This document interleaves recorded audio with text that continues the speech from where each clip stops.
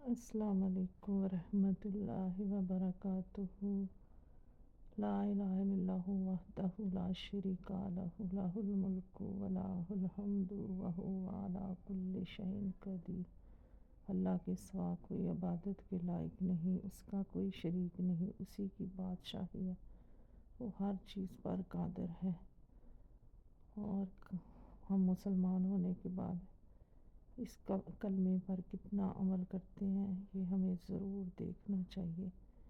اس کلمے پر عمل کر کے ہی ہم جنت میں پہنچ سکتے ہیں۔ ہم مسلمان تو ہو جاتے ہیں، نماز بھی پڑھتے ہیں، لیکن ہم نبی صلی اللہ علیہ وسلم کا طریقہ چھوڑ دیتے ہیں۔ نہ ہی ہماری نمازیں اس طرح کی ہیں اور نہ ہی ہمارا عقیدہ اس طرح کا ہے، اور ہم اپنے ایک اللہ کے ساتھ اور کئی خداؤں کو شریک کر لیتے ہیں۔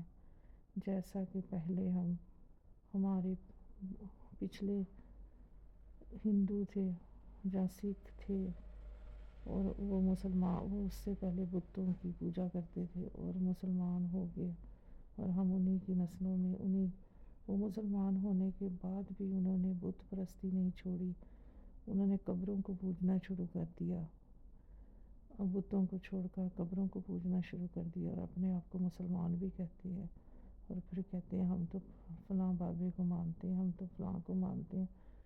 یہ کیسے ہیں؟ یہ تو حوابی ہیں، یہ تو ان کو نہیں مانتے۔ تو حواب اللہ کا نام ہے، اور حوابی ہوتا ہے اللہ کو ماننے والا۔ اور ہمیں یہ سب نہیں دیکھنا چاہیے، ہمیں کس سے ضد کرنی ہے، کس کی مخالفت کرنی ہے۔